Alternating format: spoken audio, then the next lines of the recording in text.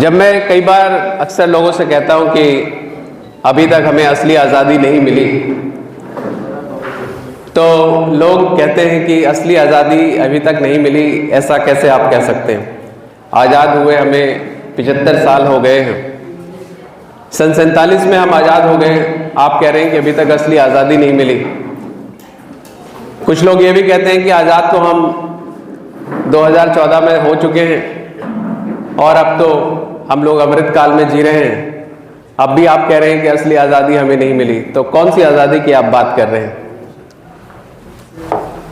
तो कौन सी आज़ादी की मैं बात कर रहा हूं, कौन सी आज़ादी की, असली आज़ादी की बात प्राउडिस्ट ब्लॉक इंडिया कर रहा है, उसका एक छोटा सा प्रेजेंटेशन आप लोगों के सामने है। अगर आप लोगों से पूछें कि भाई असली आज़ादी से क्या मतलब है, तो कहते हैं कि आज़ाद हम हो चुके हैं, क्योंकि आज़ादी का मतलब है कि अब आप अच्छे से अच्छा भोजन, अच्छे से अच्छे कपड़े, अच्छे से अच्छे मकान में रह सकते हैं, अच्छे से अच्छा इलाज करवा सकते हैं। आज़ादी से पहले क्या ऐसा संभव था? आप अच्छे से अच्छे स्कूल में अपने बच्चों को भेज सकते हैं। आप इतने बड़े भारतवर्ष में जहाँ चाहें आज़ादी से घूम सकते हैं, रह सकते हैं। ये आज़ाद होने के फायदे हैं। इस तरह से हम कह सकते हैं कि हम आज़ाद हैं। ये आज़ादी से ही सब कुछ हमें हासिल हुआ। तो मैं उनसे कहता हूं कि आपकी बात बिल्कुल सही है, काफ़ी हद तक आप सही कह रहे हैं कि हम लोग ये सब काम कर सकते हैं, लेकिन अगर आप देखेंगे तो ये सभी चीज़ें हमें तभी हासिल हो सकती हैं जबकि हमारे पास पैसा हो, खरीदने की शक्ति हो। अगर आपके पास पैसा नहीं है, अर्थ शक्ति नहीं है, आप खरीद नहीं सकते, तो आपके सामने अच्छे से अच्छे अस्पताल होंगे, अच्छे से अच्छे डॉक्टर होंगे, लेकिन आप अपनी चिकित्सा नहीं करवा सकते। आपके देश की न्याय व्यवस्था से आपको न्याय नहीं मिल सकता अगर आपके पास धन नहीं है। आप अपने बच्चों को अच्छे से अच्छे स्कूल में नहीं भेज सकते, आप अच्छे से अच्छा भोजन नहीं खा सकते, जो भी आपको राशन मिले सड़ा गला किसी भी स्तर का आपको वो खाना है। आप अच्छे से अच्छे कपड़े नहीं पहन सकते। इन सब चीज़ों को प्राप्त करने के लिए, इन सब चीज़ों को पाने के लिए, बावजूद इसके कि ये सब चीज़ें हमारे पास बहुतायत में हैं, बहुत ज़्यादा मात्रा में आज इनका उत्पादन है पूरे भारतवर्ष में, हम हासिल नहीं कर सकते। मकान के मकान, करोड़ों मकान खाली पड़े हैं, लेकिन फिर भी लोग बेघर हैं, क्योंकि उनके पास पैसा नहीं है, खरीदने की शक्ति नहीं है। तो इससे ये बहुत कोई इसमें लंबी चौड़ी बात नहीं है समझने की, सीधा सा तर्क है कि अगर आप आज़ादी से प्राप्त जितने भी लाभ हैं उनको हासिल करना चाहते हैं, तो उन लाभ को प्राप्त करने की जो चाबी है वो है पैसा। पैसा ही वो चाबी है जो इन सब तालों को खोलती है। अगर आपके पास पैसा नहीं है तो आप लाख कहिए कि देश आपका है, कश्मीर से कन्याकुमारी तक आपका देश है, लेकिन अगर आपकी जेब में पैसा नहीं है तो देश वहीं तक आपका है जहां तक आप पैदल जा सकते हैं। क्योंकि उसके बाद आपको जेब में पैसा चाहिए टिकट खरीदने के लिए, तभी आप जा पाएंगे। अगर आप कहते हैं कि शिमला, मसूरी, नैनीताल ये सब जगहें हमारे देश की हैं, हमें इस मिट्टी पर गर्व है, आपको जेब में 25-30 हज़ार रुपये कम से कम चाहिए कि आप 4 दिन वहां रह सकें। अगर आपकी जेब में पैसा नहीं है तो आप जहां पैदा होंगे जिंदगी भर वहीं जी के मर जाएंगे। ये जितनी भी जगहों के नाम मैंने आपको गिनाए हैं भारतवर्ष की, ये आपके लिए उतनी ही दूर हैं जितनी कि न्यूयॉर्क, लंदन और शिकागो। ये सिर्फ नाम। और जिसकी जेब में पैसा है, जिसके पास अर्थ शक्ति है, जिसके पास खरीदने की शक्ति है, तो उसके लिए सारी दुनिया अपनी है। आपकी जेब में 5 करोड़ रुपए है, कनाडा आपको अपने देश की परमानेंट रेजिडेंस दे देगा, कुछ नहीं पूछेगा। आपकी जेब में पैसा है तो आप अंबानी जी की तरह इंग्लैंड में मकान बना सकते हैं। खरीदा उन्होंने रिसेंटली, करोड़ों का मकान। तो अर्थ शक्ति से ये सब सुविधाएं आप प्राप्त कर सकते हैं जो भारत में आपको आजाद भारत में उपलब्ध हैं। अगर आपकी जेब में पैसा है तो आप आजाद हैं, जेब में पैसा नहीं है तो आप आजाद नहीं हैं। जिनकी जेब में पैसा था, जो आर्थिक रूप से शैक्षणिक रूप से समृद्ध थे, वो 1947 से पहले भी आजाद थे और आज भी आजाद हैं। कैसे? कुछ एक उदाहरण मैं आपके सामने प्रस्तुत करूंगा। ये हैं हमारे मशहूर वैज्ञानिक सीवी रमन, सुभाष क्या नाम है, बोस, जो हमारे जगदीश चंद्र बसु। सीवी रमन ब्रिटिश भारत में भारतीय थे होते हुए 1930 में इन्हें नोबेल प्राइज मिलता है। आप कल्पना कीजिए कि अगर हम बात करते हैं कि गुलाम देश, हम गुलाम देश में थे, हम गुलाम, भारतीय गुलाम थे, तो हमारे दिमाग में जो तस्वीर आती है वो कुछ इस तरह की आती है कि जैसे हम लोग बिल्कुल बेड़ियों में जकड़े हुए थे। लेकिन उस गुलाम भारत में एक भारतीय नोबेल प्राइज आपको पता है, ये कैसे संभव हुआ?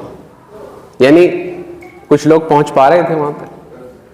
जगदीश चंद्र बसु भी बहुत बड़े वैज्ञानिक थे। उन्होंने उस समय लंदन और अमेरिका में जाके अपनी मशीन को डेमोन्स्ट्रेशन दिया। रविंद्रनाथ टैगोर, इन्हें तो सबसे पहले नोबेल प्राइज हुआ 1892 में, ये नोबेल पुरस्कार जीत चुके थे, पहले भारतीय थे। सुभाष चंद्र बोस आप जानते हैं, जवाहरलाल नेहरू, महात्मा गांधी, बी आर अम्बेडकर, आप देखें तो इनमें ये शिक्षा के स्तर से बहुत ऊंचे थे। बी आर अम्बेडकर जी हालांकि गरीब परिवार से थे, लेकिन आर्थिक मदद मिली तो बहुत बड़ी उन्होंने वकालत की शिक्षा प्राप्त की और इतने बड़े संविधान निर्माता बने। ये सब आज़ादी से पहले की बात है। नेहरू जी के बारे में आप जानते हैं, वकालत, विदेश पढ़ने गए। गांधी जी के बारे में जानते हैं, सुभाष चंद्र बोस के बारे में जानते हैं, उन्होंने ICS की परीक्षा में टॉप किया। ये सब गुलाम भारत के लोग थे, भारतीय थे, लेकिन समृद्ध थे, तो वहां तक पहुंच पाए। थोड़ा 1 फुट आगे जाइए।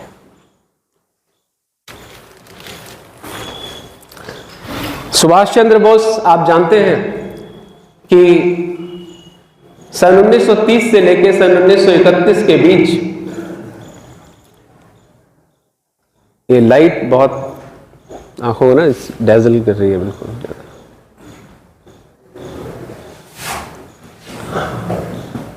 कुछ कम नहीं हो सकती है।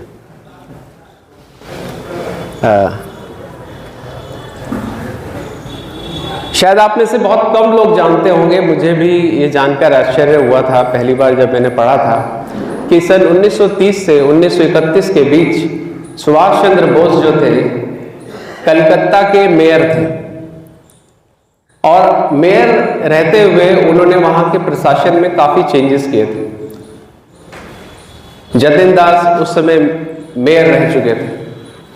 तो कलकत्ता शहर के मेयर होना यानी कि आप राजनीतिक रूप से भी एक पहुंच रखते थे। ये भारतीय लोग हैं।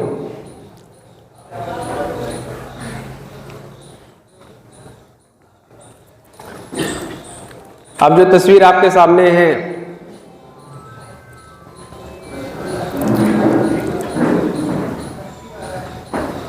ये हैं दिन शॉ और दूसरे हैं जमशेदजी टाटा। ये दोनों भारतीय थे और ब्रिटिश भारत में इन लोगों ने बहुत बड़ी इंडस्ट्रियल एम्पायर सेटअप की, बहुत बड़े औद्योगिक और बहुत बड़े कई कंपनियां जिन्होंने स्टार्ट की, शुरू की। इन दोनों ने चाइना और इंग्लैंड में अपने कॉटन का व्यापार किया। ये जो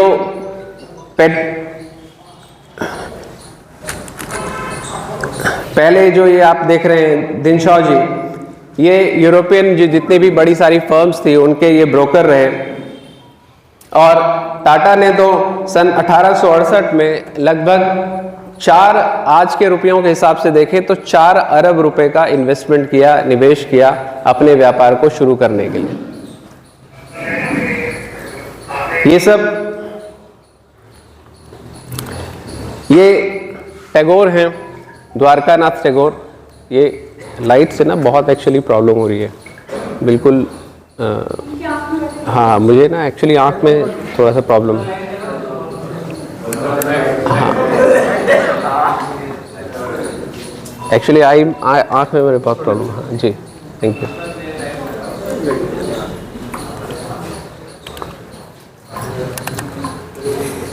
पानी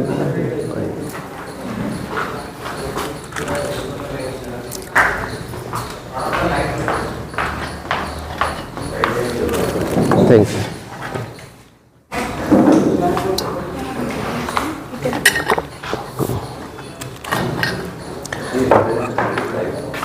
तो टाटा ने लगभग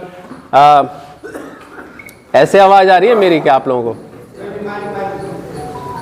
माइक से। टाटा, जमशेद जी टाटा, आप कल्पना कीजिए कि ब्रिटिश भारत में, हेलो ऐसे बोले अच्छा, आप कल्पना कीजिए कि ब्रिटिश भारत में एक व्यक्ति जो भारतीय है वो करीब इतना रुपया खर्च करता है अपने बिजनेस को शुरू करने में, जो आज की कीमत के हिसाब से लगभग 4 अरब रुपए है, लगभग 400 करोड़ रुपए।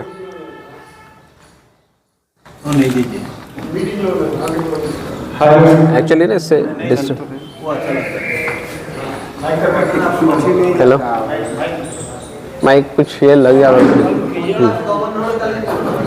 चलिए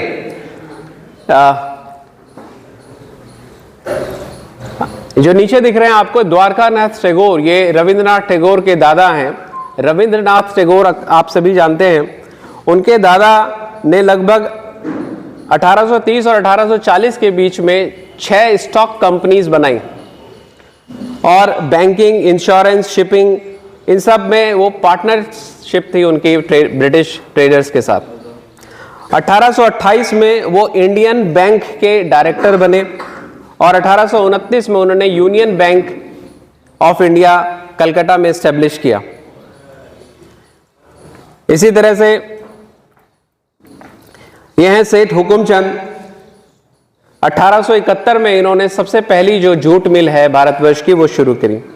इन्हें कॉटन प्रिंस ऑफ इंडिया के नाम से जाना जाता था और ये इनका इतना प्रभाव था न सिर्फ भारतवर्ष में बल्कि दुनिया भर में कि इनकी मृत्यु पर न्यूयॉर्क जो स्टॉक एक्सचेंज है वो 2 दिन तक बंद रहा था शोक में। आप कल्पना कीजिए कि जिसको हम कहते हैं गुलाम भारतवर्ष का एक व्यक्ति इतना पावरफुल था कि वो मरता है तो न्यूयॉर्क का स्टॉक एक्सचेंज 2 दिन तक बंद रहता।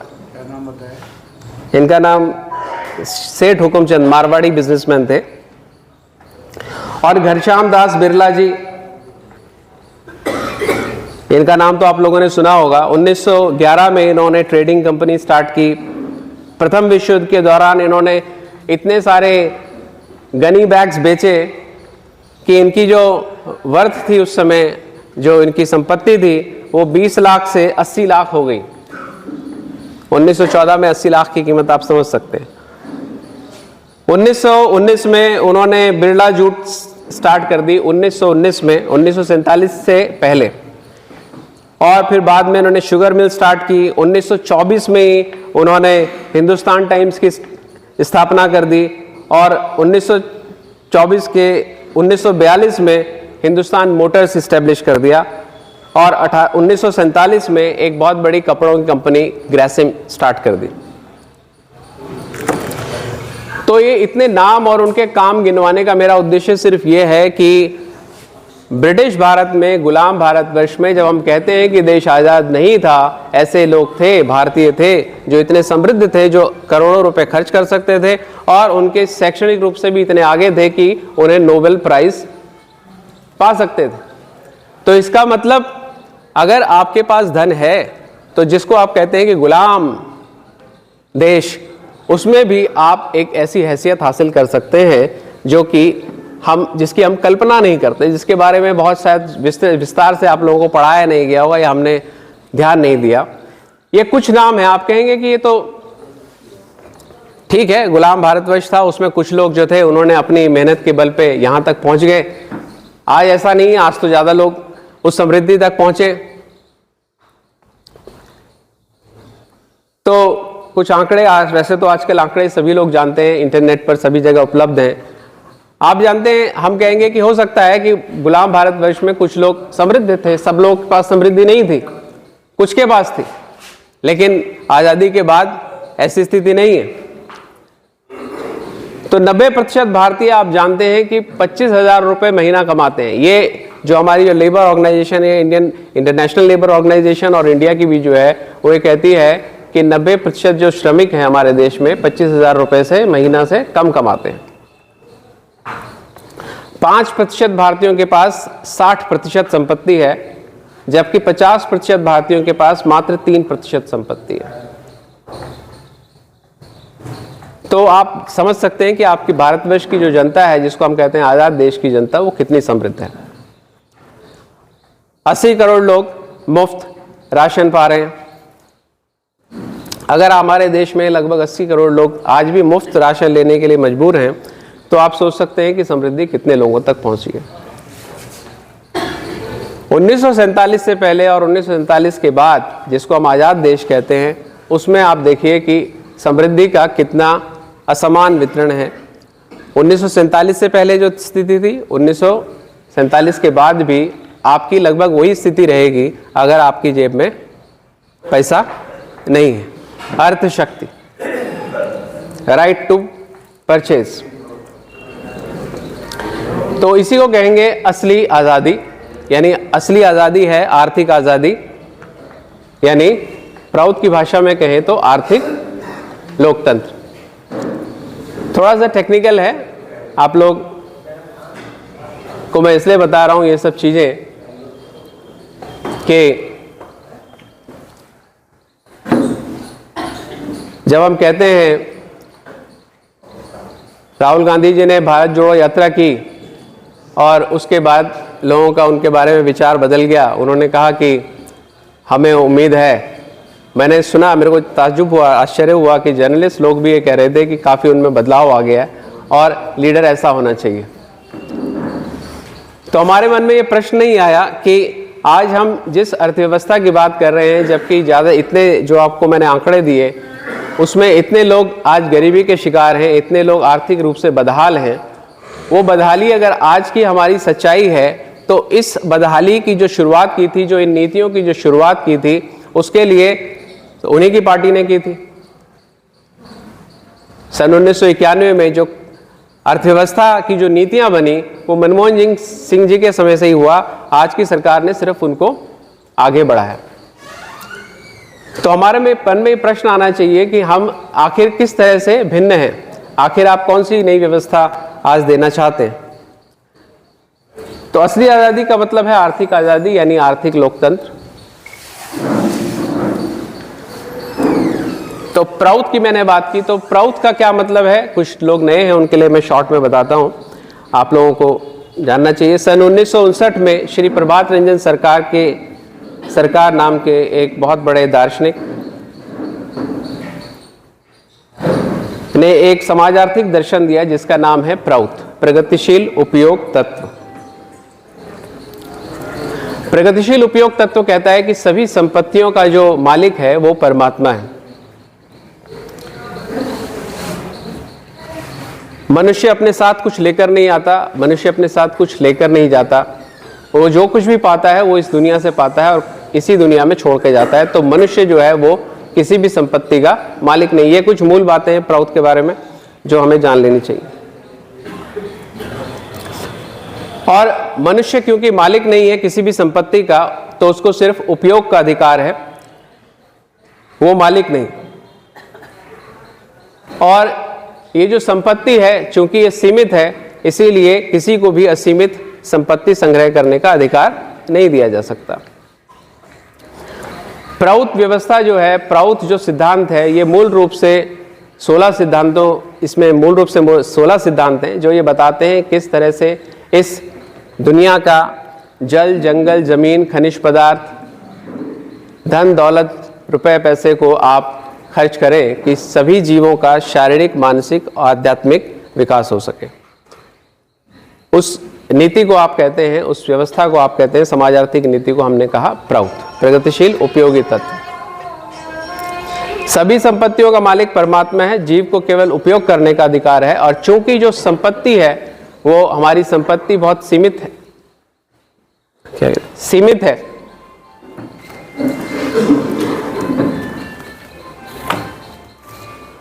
तो किसी भी व्यक्ति को असीमित धन संग्रह करने का अधिकार नहीं होना चाहिए। अगर किसी भी व्यक्ति को असीमित धन संग्रह का अधिकार आप देते हैं तो दूसरे लोगों के लिए, उसके लिए बहुत कमी हो जाएगी। इसीलिए प्राउद कहता है कि प्रत्येक व्यक्ति की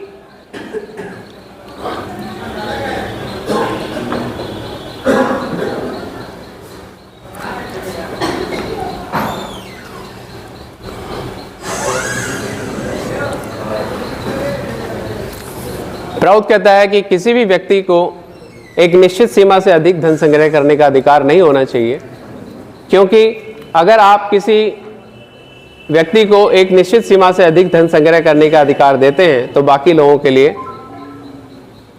कमी हो जाएगी। जैसा कि आपने असमान आर्थिक वितरण आज देखा, इसमें आपको दो रेखाएं आपको दिखा रखी हैं। एक तो है नीचे अमीरी रेखा है, गलती से अमीरी रेखा लिखा गया, दरअसल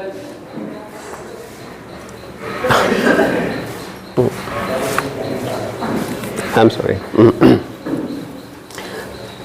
प्रत्येक व्यक्ति को भोजन, वस्त्र, आवास, चिकित्सा और शिक्षा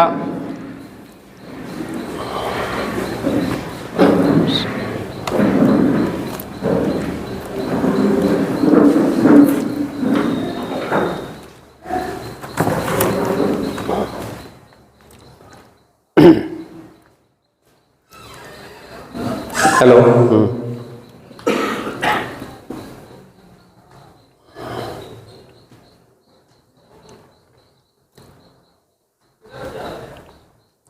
जी, तो प्राउद सिद्धांत के बारे में जो मूल बातें हैं उनको जानना इसलिए ज़रूरी है क्योंकि आगे जो हम जिसकी चर्चा करेंगे उसमें इन सब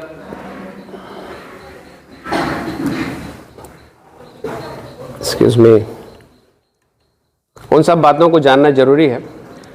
आज हमारे देश में जो है वो राजनीतिक लोकतंत्र है। राजनीतिक लोकतंत्र को ही हम आज लोकतंत्र कहते हैं। राजनीतिक लोकतंत्र के अंतर्गत जो है वो एक केंद्रीकृत व्यवस्था है। इसमें योजना जो है वो केंद्रित है।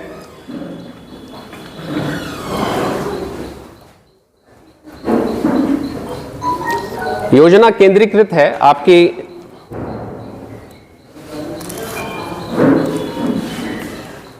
राजनीतिक लोकतंत्र आज जो देश में जिसको हम लोकतंत्र कहते हैं,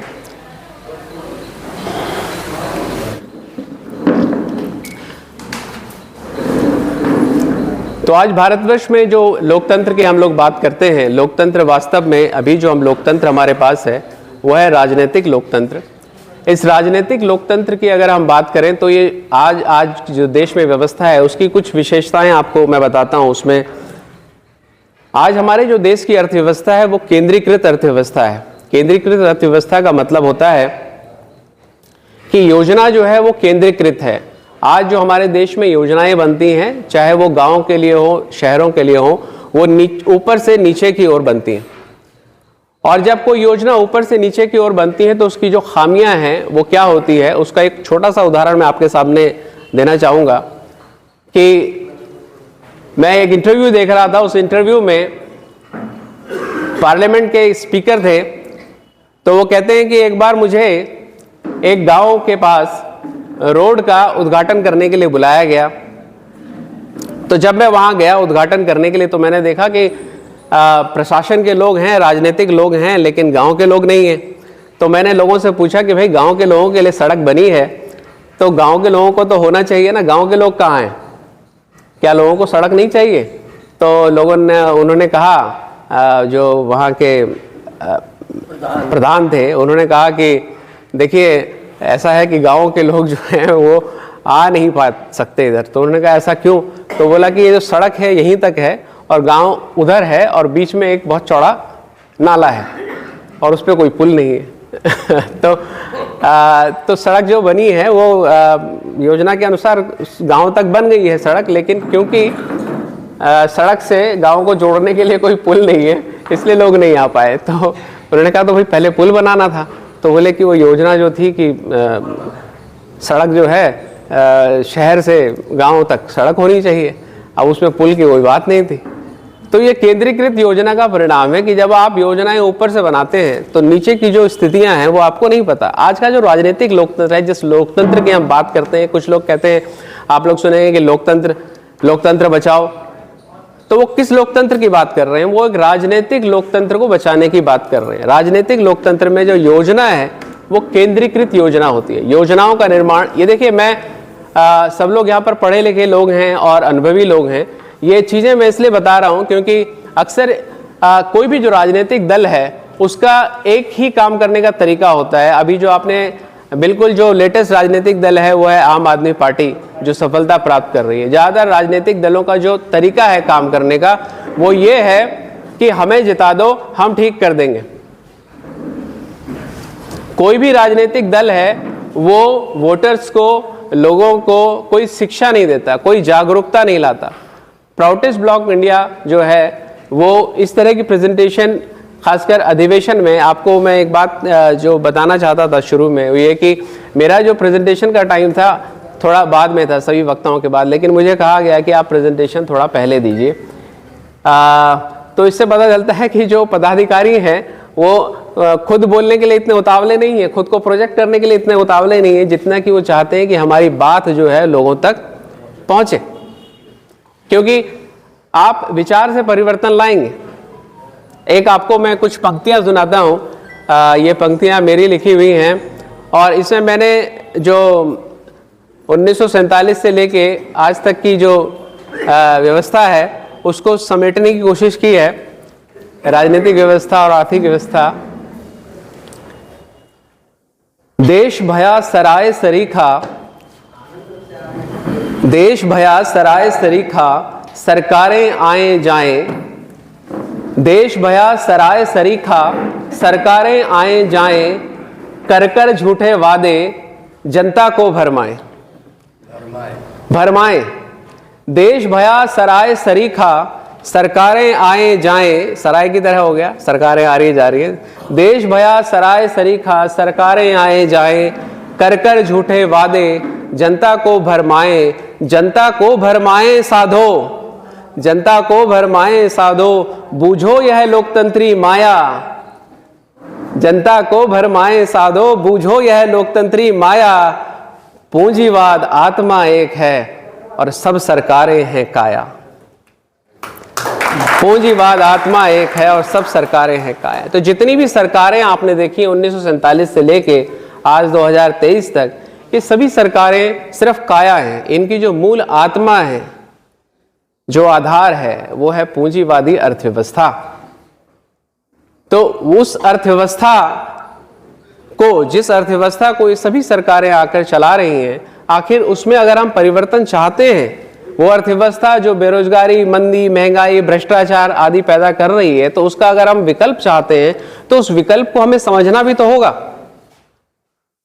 नहीं तो हम ये कहेंगे कि ये नेता जो हैं ठंड में टी शर्ट पहन के घूम लिए, लग रहा है कि ये बिल्कुल परिवर्तन हो गया है इनमें, ये परिवर्तन ला देंगे, ऐसा ही नेता होना चाहिए। और अगर आप सोचिए कि देश के जर्नलिस्ट लोग इस तरह का डिस्कशन आपस में कर रहे हैं, देश के बुद्धिजीवी वर्ग अगर इस तरह का डिस्कशन आपस में कर रहा है, तो इसका मतलब विकल्प का घोर अभाव है, विकल्प नहीं है।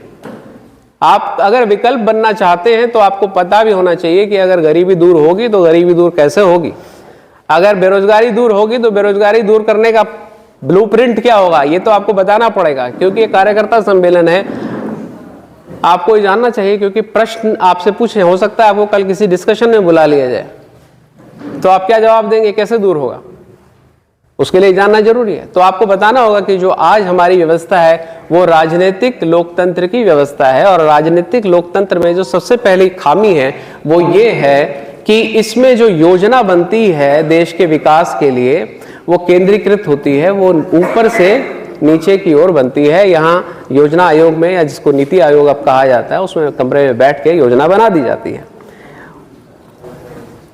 जरूर कुछ आंकड़े लिए जाते हैं, लेकिन वो आंकड़े जब तक पहुंचते हैं तब तक स्थितियां ग्राउंड पर बदल चुकी होती हैं। योजनाएं और नीतियां जो है पूंजीपति लोगों के हित में बनती हैं।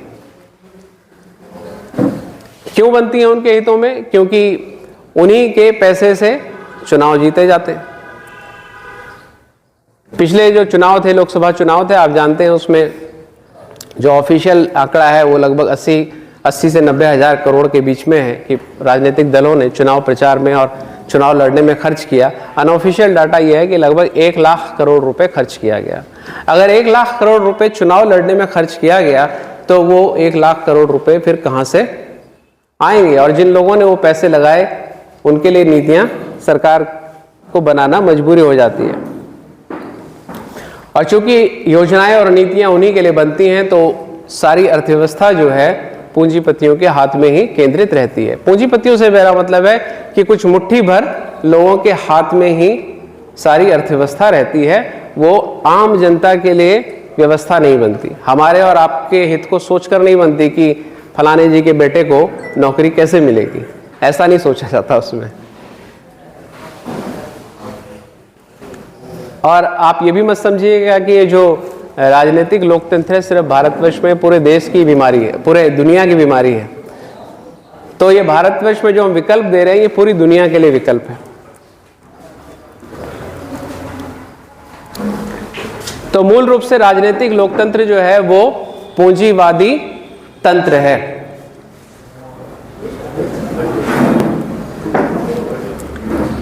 इसका विकल्प है आर्थिक लोकतंत्र, जिसकी बात प्राउटिस ब्लॉक इंडिया कर रहा है। अब आर्थिक लोकतंत्र से हम क्या समझते हैं? आर्थिक लोकतंत्र की जो एक डेफिनेशन है उसमें 4 मुख्य बातें हैं। अगर आप आर्थिक लोकतंत्र को समझाना चाहें, समझना चाहें, तो पहली बात है कि न्यूनतम आवश्यकताओं की गारंटी। प्रत्येक व्यक्ति को, चाहे वो कोई भी काम करता हो, चाहे वो पढ़ा लिखा हो या नहीं हो, न्यूनतम आवश्यकताओं की गारंटी होनी चाहिए। क्योंकि न्यूनतम आवश्यकताओं की गारंटी हर मनुष्य को क्यों होनी चाहिए? क्योंकि वो मनुष्य है और जिंदा है। जीने का अधिकार प्रकृति ने दिया है, परमात्मा ने दिया है, हमें उस अधिकार को छीन नहीं सकते। अगर आप किसी को न्यूनतम आवश्यकताओं की गारंटी नहीं देते तो इसका मतलब आप उसके जीने का अधिकार छीन रहे हैं। तो आर्थिक लोकतंत्र की जो पहली शर्त है वो है कि न्यूनतम आवश्यकताओं की गारंटी होनी चाहिए। ये एक संवैधानिक अधिकार होना चाहिए, फंडामेंटल राइट होना चाहिए। दूसरा, न्यूनतम तक ही नहीं रुकना है, हमें हर व्यक्ति को बढ़ती क्रय शक्ति देनी पड़ेगी। Increasing purchasing power. Increasing purchasing power. आज आपकी सैलरी तो कई लोगों की बढ़ गई, तनख्वाहें कई लोगों की बढ़ी हैं, लेकिन उसमें आता कितना है? उस पैसे की परचेजिंग पावर खत्म हो चुकी है। तो परचेजिंग पावर देना। प्राउड कहता है कि हर व्यक्ति को न्यूनतम आवश्यकताओं की गारंटी देनी है, उसके लिए उसको एक परचेजिंग पावर देनी है, और उसकी जो परचेजिंग पावर है वो बढ़ती होनी चाहिए, इंक्रीजिंग होनी चाहिए, कम नहीं होनी चाहिए। अभी क्या हो रहा है? कम होती जा रही है दिनों दिन। आर्थिक निर्णय जो लेने की जो अधिकार है वो स्थानीय लोगों को होना चाहिए। स्थानीय लोगों का क्या मतलब है? अंग्रेजी में लोकल कहते हैं, लेकिन उसका क्या अर्थ है वो अभी हम लोग आगे समझेंगे। और स्थानीय अर्थव्यवस्था में बाहरी लोगों का हस्तक्षेप नहीं होना चाहिए। पहले 2 बिंदु तो आप आसानी से समझते होंगे, लेकिन जो नीचे के 2 बिंदु हैं वो उसको समझने के लिए हम लोग आगे कुछ स्लाइड्स को देखेंगे तो समझ में आएगा। और प्राउड कहता है कि राजनीतिक शक्ति और आर्थिक शक्ति के बीच में सेपरेशन होना चाहिए। अभी क्या है कि राजनीति में जाने की जो ये मारामारी है, हर कोई आदमी राजनीति में घुस करके नेता बनना चाहता है और एमपी एमएलए बनना चाहता है। वो क्यों चाहता है? क्योंकि राजनीतिक शक्ति के साथ अर्थ शक्ति जुड़ी हुई है। आप अगर राजनीति में आ गए तो पैसा भी आपके पास आना शुरू हो जाएगा। प्राउद कहता है कि आपको राजनीतिक शक्ति को और अर्थ शक्ति को अलग अलग करना पड़ेगा। राजनीतिक शक्ति को केंद्रित करना पड़ेगा नैतिक लोगों के हाथ में और अर्थ शक्ति को केंद्रित करना पड़ेगा आम लोगों के हाथों में।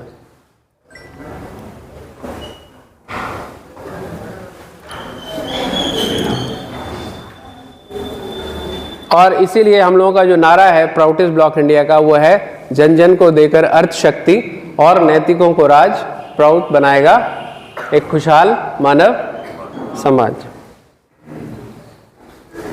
तो आर्थिक लोकतंत्र हो गया हमारा उद्देश्य, लेकिन इस उद्देश्य को हासिल करने के लिए रास्ता क्या है? उसके लिए है हमारे पास विकेंद्रित अर्थव्यवस्था।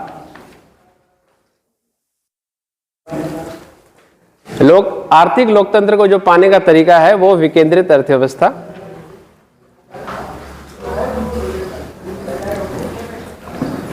यानी जो अभी विकेंद्रीकरण हो रहा है, अभी जो बिल्कुल केंद्रीकृत अर्थव्यवस्था है, पूंजीवादी अर्थव्यवस्था है, उसका जो समाधान है वो है विकेंद्रित व्यवस्था। तो विकेंद्रित अर्थव्यवस्था में जो सबसे पहला स्टेप है वो विकेंद्रित योजना निर्माण। अभी जो आपका देश अभी है भारतवर्ष, उसमें 29 राज्य हैं। इन राज्यों को भाषा के आधार पर बांटा गया, भाषा के आधार पर ये राज्य बनाए गए हैं। लेकिन प्राउद कहता है अगर आपको देश के हर क्षेत्र का विकास करना है, हर कोने का विकास करना है, तो अगर आप देश का समाज आर्थिक विकास करना चाहते हैं, सोशियो इकोनॉमिक डेवलपमेंट करना चाहते हैं, तो योजना का जो आधार है वो भी समाज आर्थिक होना चाहिए, सोशियो इकोनॉमिक होना चाहिए, भाषा नहीं होना चाहिए। उसका आधार होना चाहिए समाज और आर्थिक।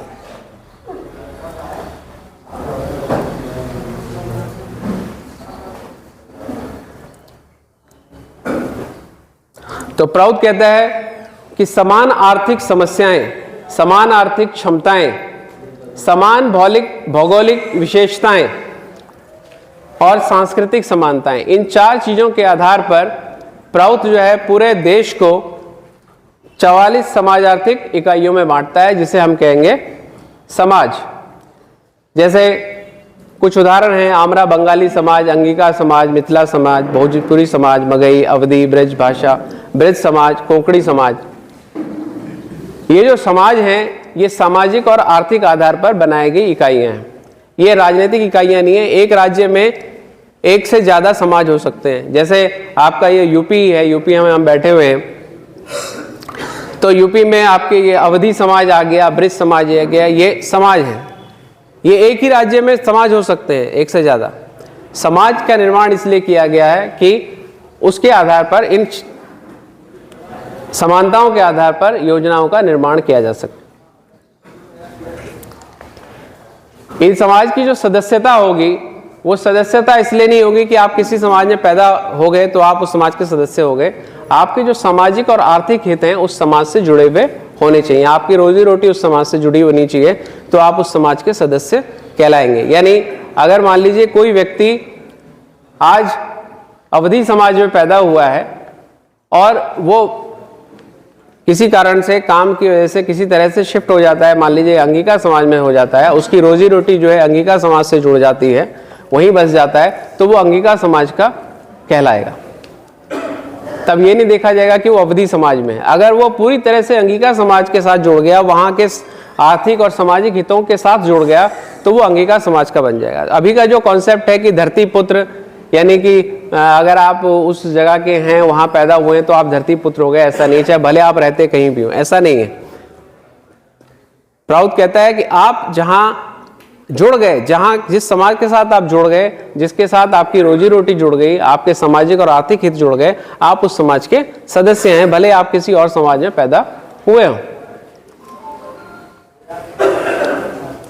इस व्यवस्था में जो है प्राउड, ये जो व्यवस्था है योजना, इसमें विकेंद्रीकृत होगी। आज की जो व्यवस्था है वो ऊपर से नीचे की ओर है, इसमें हम लोग नीचे से ऊपर की ओर व्यवस्था का निर्माण करेंगे। तो विकेंद्रित अर्थव्यवस्था का जो पहला सिद्धांत है वो है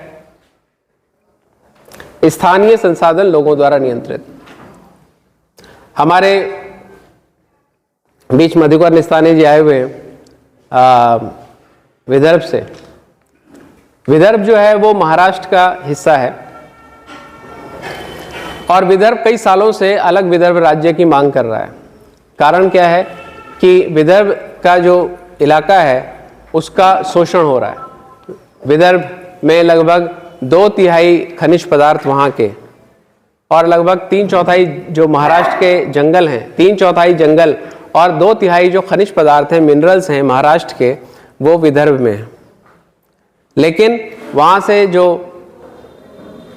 मिनरल्स हैं वो बाकी महाराष्ट्र के और हिस्सों में भेज दिया जाता है और क्षेत्रों का विकास हो रहा है, विदर्भ का उतना विकास नहीं हो रहा। तो वहाँ के लोग आज भी बिल्कुल पिछड़े हुए हैं। पूरे महाराष्ट्र की तुलना में आप देखेंगे तो विदर्भ आज भी पिछड़ा हुआ है। इसीलिए वहाँ के लोगों के मन में असंतोष है, वो कह रहे हैं कि हमें अलग विदर्भ राज्य चाहिए।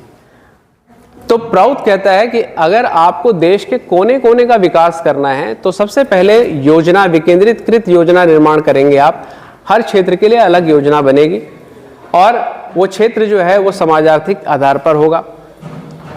तो ये कह रहा है कि स्थानीय लोगों का नियंत्रण होगा जो संसाधन है, यानी कि सारे जो संसाधन हैं वो स्थानीय लोगों के नियंत्रण में रहेंगे, उनके परमिशन के बिना वो बाहर नहीं जाएंगे। कम से कम जो न्यूनतम आवश्यकताओं की पूर्ति के संसाधन है, भोजन, वस्त्र, आवास, चिकित्सा, शिक्षा, ये जो इनको पूर्ति के लिए जो संसाधन चाहिए वो सब स्थानीय लोगों के हाथों में होंगे और जो स्थानीय कच्चा माल है उसका आप बाहर एक्सपोर्ट नहीं कर सकते, दूसरे उसमें नहीं बेच सकते। अगर हम लोग एक स्थान से दूसरे स्थान में अगर संसाधनों को भेजते हैं तो उससे क्या होगा कि एक माइग्रेशन की समस्या हो जाएगी, जो कि अभी हुई है।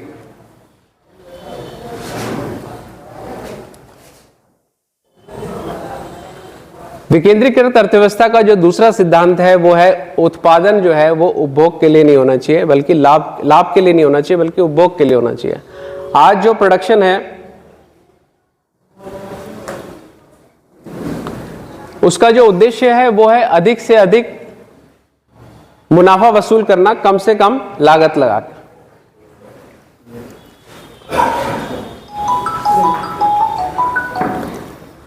आज जो प्रोडक्शन किया जा रहा है हमारी पूंजीवादी अर्थव्यवस्था में, उसका जो उद्देश्य है वो है कि कम से कम लागत लगाओ और अधिक से अधिक मुनाफा कमाओ। तो प्राउड कहता है अगर प्रोडक्शन का उद्देश्य, उत्पादन का उद्देश्य अगर आप मुनाफा रखेंगे तो उसके कुछ नुकसान होंगे। उसका नुकसान क्या होगा कि लाभ वाली वस्तुओं को वरीयता दी जाएगी। आज जो प्रोडक्शन है वो ज़्यादा से ज़्यादा लाभ वाली वस्तुओं को का ही प्रोडक्शन किया जाता है और इससे कर्मचारी, जनता और पर्यावरण का शोषण हो रहा है।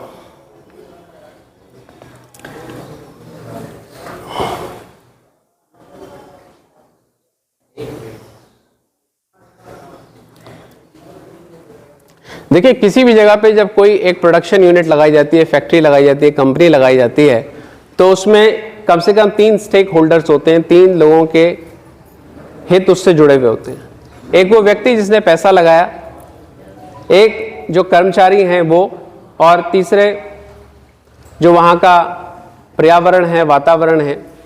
जब किसी भी क्षेत्र में कोई इकाई लगती है, औद्योगिक इकाई लगती है, तो उसमें कम से कम 3 लोगों के हित जुड़े हुए। जो जिसने पैसा लगाया उसको सिर्फ मुनाफे से मतलब है, जो कर्मचारी हैं उनको वेतन, और वहाँ का जो समाज है वो चाहता है कि उसका हित हो, उसकी तरक्की हो, वहाँ का जो वातावरण है वो गंदा ना हो। लेकिन आज जो व्यवस्था है उसमें हम लोग सिर्फ मुनाफे की बात करते हैं। प्रोडक्शन का जो उद्देश्य है वो सिर्फ क्या रह गया है? मुनाफा। तो प्राउड कहता है कि जब आप उत्पादन कर रहे हैं किसी भी वस्तु का, उसमें आप स्कूल में, कॉलेज में जो आपने इकोनॉमिक्स पढ़ी है उसमें ये बताया जाता है कि उत्पादन का उद्देश्य है मुनाफा। तो सिर्फ मुनाफे की बात क्यों कर रहे हैं? किसी भी उत्पादन को जब हम करते हैं तो उसमें 3 लोगों के हित जुड़े हुए हैं, तो सिर्फ मुनाफे के मैक्सिमाइजेशन की बात नहीं होनी चाहिए।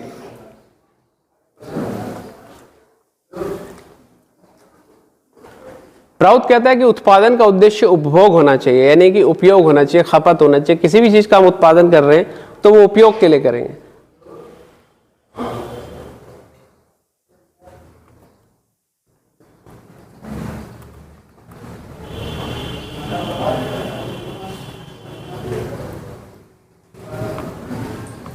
कुछ